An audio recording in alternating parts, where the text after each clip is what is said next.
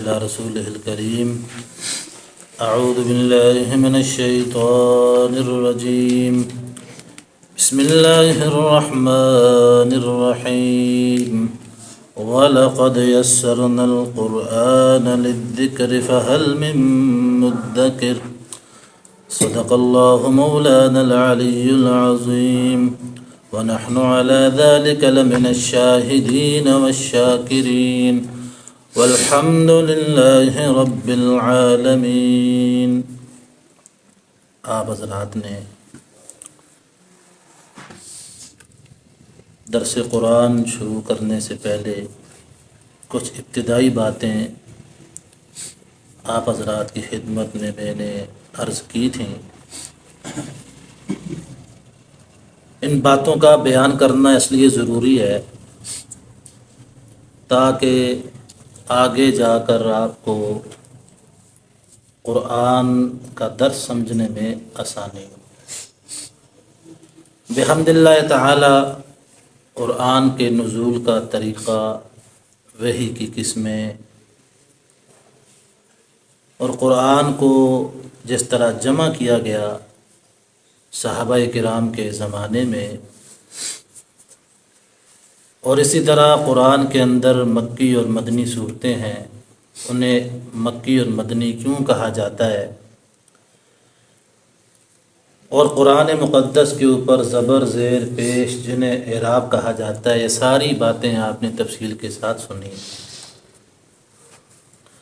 اور آج کے سبق میں جس موضوع پہ ہم بات کریں گے وہ موضوع ہے کہ قرآن مقدس کی تفسیر ہمیں کہاں سے پتہ چلے گی. کیا آیا اگر ایک آدمی کو ہلکی سی بھی عربی کے ساتھ مناسبت ہو گئی، شدھ بدھ ہو گئی، کیا وہ آدمی قرآن کی تفسیر بیان کرنے کا حق رکھتا ہے؟ اس چیز کو ہم نے دیکھنا ہے. حالانکہ صحیح بات یہ ہے، جس کو انشاءاللہ آپ بھی صحیح سمجھیں گے اور آپ اس کا اقرار بھی کریں گے، کہ اگر کوئی آدمی جب ڈاکٹر بننا چاہتا ہے، محض انگریزی لکھنے پڑھنے سے وہ ڈاکٹر، بولو بھائی، وہ ڈاکٹر جب تک ماہر استاد یا ماہر کالج کے اندر جا کر وہ کسی کی زیر نگرانی تربیت نہ لے لے، اس وقت تک دنیا والے اس کو ڈاکٹر، اور اس وقت تک کوئی مریض اپنی جان بھی اس کے حوالے. ایک ڈاکٹر صاحب یہ کہیں جی مجھے انگریزی آتی ہے، میں نے اپنے گھر میں اپنے روم میں بیٹھ کے انگریزی سیکھی ہے، پھر علم طب کے حوالے سے جو کتابیں وہ میں نے پڑھی ہیں، آپریشن کیسے کرتے ہیں وہ کتاب میں لکھا ہوا ہے، ٹھیک ہے، علاج کیسے کرتے ہیں کتابوں میں ساری چیزیں موجود ہیں. جب تک وہ تجربہ نہ کرے، پریکٹیکل نہ کرے، کسی ماہر استاد کی نگرانی میں رہ کر علم طب نہ سیکھے، اسے دنیا ڈاکٹر. اسی طرح جو آدمی انجینئر بننا چاہتا ہے، وہ بھی جب تک کسی ماہر استاد کی زیر نگرانی میں رہ کر علم نہ سیکھے، تجربہ نہ کرے، اسے کوئی انجینئر. یہ تو دو مثالیں میں نے آپ کو دی ہیں، دنیا میں سینکڑوں، ہزاروں، لاکھوں مثالیں آپ کو ملیں گی، جہاں تک جب تک آدمی اپنے آپ کو استاد کے حوالے نہ کرے، اس فن کے ماہر کے حوالے نہ کرے، آدمی اپنے شعبے میں ترقی نہیں کر سکتا. تو کیا قرآن مقدس جو اللہ کی کتاب ہے وہ اتنی لاوارث ہے کہ ہر آدمی جس کو ہلکی سی عربی کے ساتھ مناسبت ہے، تھوڑی بہت عربی جانتا ہے، وہ اپنی رائے سے قرآن کی تفسیر بیان کرے؟ کیا یہ ظلم ہے یا انصاف ہے؟ بلکہ اس کے برعکس ہم دیکھتے ہیں حضرات صحابہ کرام عربی زبان سے واقف تھے کہ نہیں تھے؟ قرآن ان کے سامنے اترا ہے، صحابہ نے قرآن اترتا ہوا دیکھا ہے، اور جس ہستی پہ قرآن اترا ہے حضرات صحابہ کرام اس ہستی کے پاس بیٹھتے بھی تھے، ان سے ملاقات بھی کرتے تھے، ان کی مجلس میں حاضری بھی دیتے تھے۔ لیکن ہم دیکھتے ہیں کہ حضرات صحابہ کرام نے جب قرآن کی تفسیر کا مرحلہ آیا، انہوں نے اللہ کے نبی صلی اللہ علیہ وسلم کے پاس جا کے علم تفسیر حاصل کی۔ چنانچہ روایت ملتی ہے، موطا امام مالک میں روایت ہے، سیدنا عبداللہ بن عمر رضی اللہ تعالی عنہ انہوں نے 8 سال میں سورہ بقرہ سیکھی۔ کتنے سال میں بھائی؟ حالانکہ وہ تو عربی جانتے تھے۔ 8 سال میں سورہ بقرہ سیکھی، یعنی کیا مطلب؟ سورہ بقرہ تمام تفاسیر کے ساتھ، تمام تفصیل کے ساتھ انہوں نے سورہ بقرہ سیکھی اور 8 سال کا زمانہ خرچ ہوا۔ اور ایک مشہور واقعہ بھی ہمیں پتہ ہے، سیدنا عمر بن خطاب رضی اللہ تعالی عنہ جو خلیفہ دوم ہیں اور مشہور شخصیت ہیں، انہوں نے 13 سال میں سورہ بقرہ سیکھی، اور 13 سال میں سورہ بقرہ سیکھ کر اس کے شکریہ میں کہ اللہ کا بڑا کرم ہوا، میں نے تمام احکام کے ساتھ، تمام تفاصیل کے ساتھ سورہ بقرہ سیکھی، اس شکریہ میں انہوں نے گائے ذبح کر کے اہل مدینہ کی ضیافت کی۔ اور بعض علماء فرماتے ہیں شکریہ میں نہیں کی، بلکہ اس لیے گائے ذبح کر کے ضیافت کی کہ اگر علم تفسیر کے سیکھنے میں مجھ سے کوئی کوتاہی ہوئی ہے، کمی ہوئی ہے، اللہ اس کمی کو اس صدقے کے ذریعے معاف فرما دے۔ تو بھائی اس لیے علم تفسیر یا قرآن کے اندر اپنی رائے سے کچھ کہنا، محض عربی زبان سیکھ کر تھوڑی بہت شد بدھ ہو گئی، قرآن کے اندر اپنی رائے سے کچھ کہنا، پیغمبر فرماتے ہیں جس نے قرآن کے حوالے سے اپنی رائے سے کوئی بات کی وہ اپنا ٹھکانہ جہنم میں بنا لے۔ کس نے بنا لے بھائی؟ کس میں بنا لے؟ لہٰذا پتہ یہ چلا کہ ہمیں قرآن کی تفسیر سیکھنے کے لیے محض عربی زبان کافی، عربی زبان کافی۔ علماء نے 15 علوم شرط لگائے ہیں، جس آدمی کو 15 علوم پہ عبور ہو، 15 علوم اس کو حاصل ہوں، وہ حق رکھتا ہے کہ قرآن کی تفسیر بیان کرے۔ سب سے پہلے وہ قرآن سے واقف ہو، حدیث سے واقف ہو، لغت سے واقف ہو، ادب سے واقف ہو، صحابہ کے اقوال سے واقف ہو، اور شعراء کا کلام جو عربی میں اس زمانے میں استعمال ہوتا تھا ان کے معنی سے واقف ہو، اور کسی ماہر استاد کی نگرانی میں رہ کے اس نے علم حاصل کیا ہو، اسے حق پہنچتا ہے کہ تفسیر بیان کرے، وہ بھی وہ تفسیر بیان کرے گا جو بڑوں نے بیان کی ہے، اپنی رائے سے بیان نہیں کر سکتا۔ چنانچہ علم تفسیر بیان کرنے کے حوالے سے اگر ہم چاہیں کہ ہم علم تفسیر سیکھیں، سب سے پہلے ہمیں قرآن کی طرف دیکھنا ہوگا۔ کس کی طرف بھائی؟ کہ قرآن بعض دفعہ قرآن کی ایک آیت دوسری آیت کی تفسیر کرتی ہے، دوسری آیت کی تفسیر، اگر اس آیت کی تفسیر قرآن میں نہ ملے، قرآن خود کہہ رہا ہے کہ قرآن کے اندر یہ آیت موجود ہے کہ قرآن کے اندر ایک آیت موجود ہوتی ہے اور اس کی تفسیر دوسری آیت سے ہو جاتی ہے، لیکن آپ نے دیکھا کہ قرآن کے اندر وہ آیت موجود نہیں، اس کی تفسیر موجود نہیں۔ اب آپ صاحب قرآن سے پوچھیں گے، کس سے پوچھیں گے بھائی؟ تو صاحب قرآن کون ہے؟ سیدنا محمد رسول اللہ صلی اللہ علیہ وسلم کی ذات عالی مبارکہ، کہ ہم ان سے پوچھیں گے کہ حضرت یہ آیت آپ پہ نازل ہوئی، اب اس آیت کی آپ کیا تفسیر ارشاد فرماتے ہیں؟ اللہ کے نبی صلی اللہ علیہ وسلم پر قرآن نازل ہوا ہے تو آپ علیہ السلام نے آیتوں کی تفسیر کی ہے اور کتابوں کے اندر موجود ہے، تو پہلے قرآن سے پوچھنی ہے تفسیر، اور اس کے بعد کس سے پوچھنی ہے؟ جی سیدنا محمد رسول اللہ صلی اللہ علیہ وسلم کی ذات عالی سے۔ اور تیسرے نمبر پہ حضرات صحابہ کرام سے۔ کس سے پوچھیں گے بھائی؟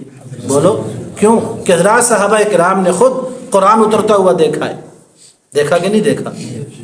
نبی کا زمانہ پایا کہ نہیں پایا؟ پیغمبر کا زمانہ پایا کہ نہیں پایا؟ صحابہ نے خود قرآن اترتے ہوئے دیکھا ہے۔ اگر قرآن میں قید کی تفسیر نہیں ملتی پیغمبر سے پوچھیں گے، پیغمبر کا کوئی قول نہیں ملتا صحابہ سے پوچھیں گے، صحابہ کا بھی کسی آیت کے بارے میں کوئی قول نہیں ملتا، اب صحابہ کے شاگردوں سے پوچھیں گے۔ کس سے پوچھیں گے بھائی؟ بولو۔ صحابہ کے شاگردوں کو کیا کہا جاتا ہے؟ تابعین۔ کیا کہا جاتا ہے؟ تابعی وہ ہوتا ہے جس نے صحابی کو دیکھا ہو، صحابی وہ ہوتا ہے جس نے ایمان کی حالت میں جناب محمد رسول اللہ صلی اللہ علیہ وسلم کو دیکھا ہو اور ایمان ہی پر اس صحابی کا خاتمہ ہوا۔ تو چوتھا نمبر کس کا آتا ہے؟ تابعین کا۔ آپ نے دیکھا ایک آیت کی تفسیر نہ قرآن میں ملی، نہ پیغمبر کے فرمان میں ملی، نہ صحابی کے قول میں ملی، نہ تابعی کے قول میں ملی۔ اب آپ تبع تابعی سے پوچھیں گے، کس سے پوچھیں گے بھائی؟ تبع تابعی۔ تبع تابعی وہ ہے جس نے تابعی کو دیکھا ہو، اس سے علم حاصل کیا ہو، ہم اس سے رجوع کریں گے، اور اس کے بعد درجہ بدرجہ پھر آگے جا کے دوسرے حضرات کا نمبر آتا ہے۔ یعنی اپنی رائے سے قرآن کے حوالے سے کچھ کہنا درست نہیں ہے۔ اچھا، یہ بات بھی آپ نے سمجھ لی۔ اگلی بات آپ یہ سمجھیں کہ قرآن کے اندر کچھ روایتیں اسرائیلی بھی ہیں۔ کون سی بھائی؟ بولو۔ اور قرآن کے اندر دو قسم کی آیات ہیں۔ بعض آیتیں ایسی ہیں جن کا معنی مطلب بالکل واضح ہے، ہر آدمی آسانی سے سمجھ سکتا ہے۔ مثلا اللہ فرماتے ہیں جنت میں نہریں ہیں، مشکل ہے آسان ہے؟ بولو بھائی۔ اللہ فرماتے ہیں میں نے پہاڑ بنائی، مشکل ہے آسان ہے؟ اللہ فرماتے ہیں میں نے سارا جہان پیدا کیا، مشکل ہے آسان ہے؟ اللہ فرماتے ہیں میں ہوائیں چلاتا ہوں، اس کو سمجھنا مشکل ہے آسان ہے؟ اللہ فرماتے ہیں میں نے دوزخ پیدا کی ہے، مجرم دوزخ میں جائیں گے، اس کو سمجھنا کیا ہے جی؟ یہ وہ آیتیں ہیں جن کا مطلب واضح ہے۔ لیکن قرآن کہتا ہے بعض آیتیں ایسی ہیں جو محکم ہیں، متشابہات ہیں، جن کا معنی ہر ایک کو پتہ نہیں ہے۔ وہ آیتیں ہیں جن کا مطلب سوائے اللہ کا کوئی جانتا۔ اور قرآن کہتا ہے والراسخون فی العلم یقولون آمنا بہ کل من عند ربنا، جو لوگ علم میں پختہ کار ہیں وہ بھی کہتے ہیں بھائی کہ ان کا علم اللہ کے پاس ہے۔ کس کے پاس ہے؟ تو قرآن میں دو قسم کی آیتیں ہیں، ایک آیتیں محکم، یعنی محکم کا مطلب جن کا معنی مطلب مفہوم بالکل واضح، متشابہات وہ آیتیں جن کا معنی مطلب واضح نہیں ہے۔ ان کے حوالے سے ہمارا نظریہ اہل سنت کا مسلک ہے کہ ہم ان آیتوں کا مطلب ڈھونڈنے میں نہیں پڑتے، بلکہ ان آیتوں کا مطلب اللہ کے حوالے کرتے ہیں۔ مثلاً الف لام میم، قاف نون عین سین قاف، الف لام میم صاد، کاف ہا یا عین صاد، حا میم، ٹھیک ہے؟ یہ آیتیں متشابہات میں سے ہیں۔ علماء نے کوشش کی ہے ان کا مطلب نکالنے کی، لیکن واضح معنی ان کا کسی کو ملا۔ تو ان آیتوں کو ہم کس کے حوالے کرتے ہیں؟ اللہ کے حوالے کرتے ہیں۔ لیکن قرآن مقدس کی تفسیر میں بعض باتیں وہ ہیں جنہیں اسرائیلیات کہا جاتا ہے۔ ذرا اس کو سمجھیں۔ اسرائیلی وہ روایتیں ہوتی ہیں جو یہود و نصارہ سے مفسرین نے اٹھائیں اور قرآن کی تفسیر میں ڈال دی۔ نہیں سمجھے میری بات؟ مثلا جب شروع میں لوگ مسلمان ہوئے تو یہودیوں کے ساتھ اٹھنا بیٹھنا ہوتا تھا۔ مدینہ میں یہودی آباد تھے اور مدینہ میں بھی عیسائی آباد تھے۔ تو اب ان یہودیوں عیسائیوں میں سے کچھ لوگ مسلمان ہو گئے، کلمہ پڑھ لیا، دین حق اختیار کر لیا۔ جب دین حق اختیار کیا تو انہوں نے اپنی کتابوں میں، یہودیوں نے اپنی کتابوں میں کچھ باتیں ایسی پڑھیں جو انہوں نے آگے مسلمانوں کے سامنے ان کو بیان کیا۔ مسلمانوں کے سامنے ان کو کیا کیا؟ اب وہ باتیں انہوں نے آپس میں بیان کی۔ نئے مسلمان ہونے والے یہودیوں اور عیسائیوں نے جو بعد میں صحابی بنے یا تابعی بنے، ان باتوں کو بعض مفسرین نے اپنی کتابوں میں جگہ دی ہے۔ اپنی کتابوں میں کیا دی ہے؟ اب ان روایتوں کا پہچاننا، ان روایتوں کی تنقیح کرنا کہ یہ روایت اسرائیلی ہے، یہ روایت ٹھیک نہیں ہے، یہ ہر ایک کے بس کی بات ہے۔ چنانچہ علامہ ابن کثیر بہت بڑے مفسر ہیں، بہت بڑے مورخ ہیں، بہت بڑے محدث ہیں، وہ فرماتے ہیں کہ اسرائیلی روایتوں کی 3 قسمیں۔ کتنی قسمیں بھائی؟ پہلی وہ روایت، اسرائیلی روایتوں میں سے پہلی روایت وہ ہے جس کی سچائی قرآن سے بھی ثابت ہے۔ مثلا قرآن کے اندر آتا ہے کہ موسیٰ علیہ السلام کا فرعون سے مقابلہ ہوا کہ نہیں ہوا بھائی؟ فرعون غرق ہوا۔ فرعون کیا ہوا؟ قرآن میں ہے، موجود ہے۔ اور قرآن میں ہے کہ موسیٰ علیہ السلام کہاں گئے؟ کوہ طور پہ جاتے تھے، اللہ وہاں ان سے باتیں کرتا تھا۔ یہ باتیں قرآن کے اندر موجود ہیں۔ اب یہ اسرائیلی روایتوں میں بھی یہ بات آتی ہے، ایسی اسرائیلی روایت جو قرآن کے مطابق ہو، اس کا ماننا ضروری ہے۔ اس کا ماننا کیا ہے جی؟ یہ پہلی قسم کی روایت ہے۔ نمبر 2، ایسی روایت جو اسرائیلی روایت کے اندر موجود ہو لیکن قرآن کے قطعاً مخالف ہو۔ قرآن کے کیا ہو؟ مثلا بعض اسرائیلی روایات میں آتا ہے سیدنا سلیمان علیہ السلام اخیر عمر میں مرتد ہو گئے تھے۔ سلیمان علیہ السلام کون ہے بھائی؟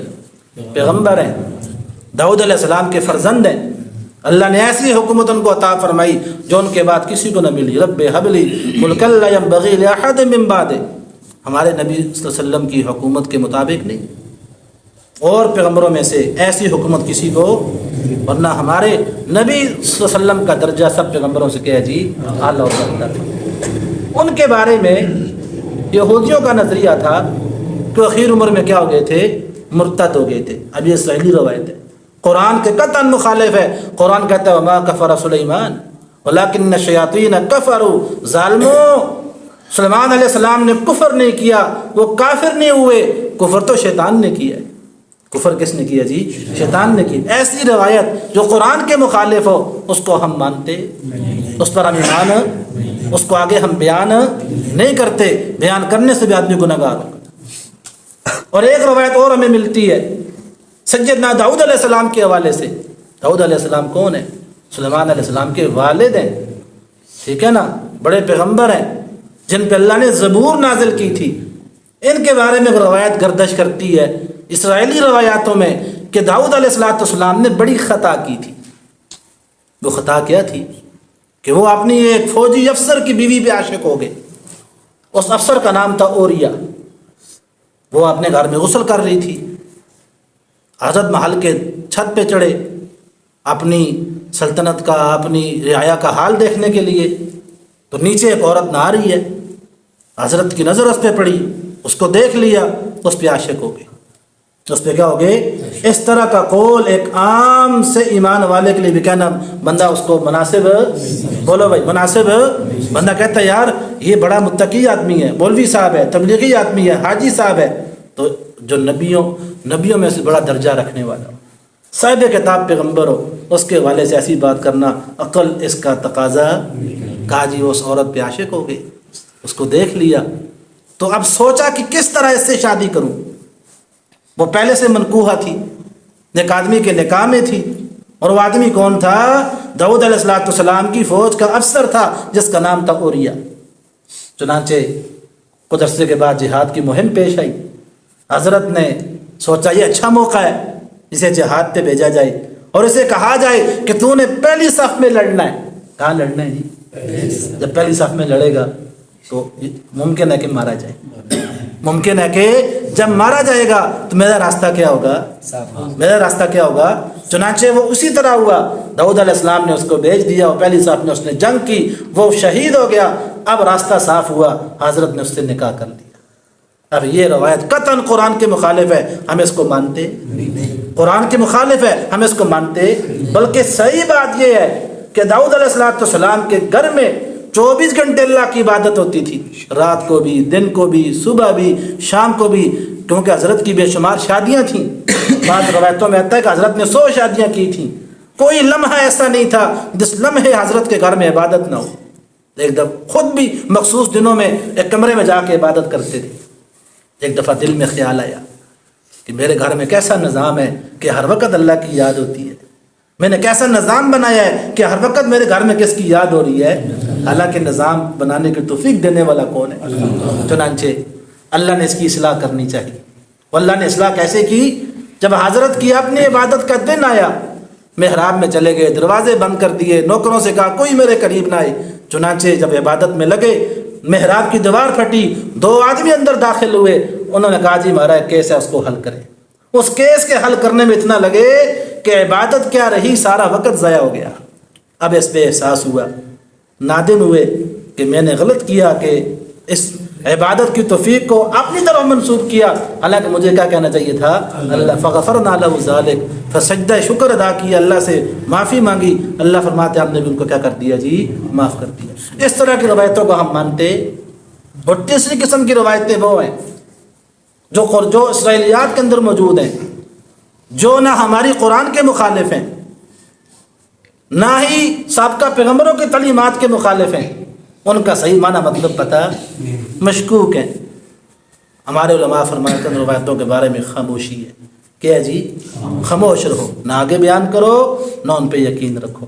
ٹھیک ہے نا؟ اس لیے میرے عزیزو، قرآن کی تفسیر وہ آدمی بیان کرنے کا حق رکھتا ہے جس کے پاس 15 علوم ہو، قرآن سے بھی واقف ہو، حدیث سے بھی واقف ہو، علم ادب سے بھی واقف ہو، لغت سے بھی واقف ہو، صحابہ کے اقوال سے بھی واقف ہو، اور کسی مستند مدرسے میں رہ کے 4 سال 5 سال 8 سال 12 سال اس نے علم حاصل کیا ہو، تو وہ قرآن کی تفسیر وہ بھی کتابوں کو دیکھ کے بیان کر سکتا ہے۔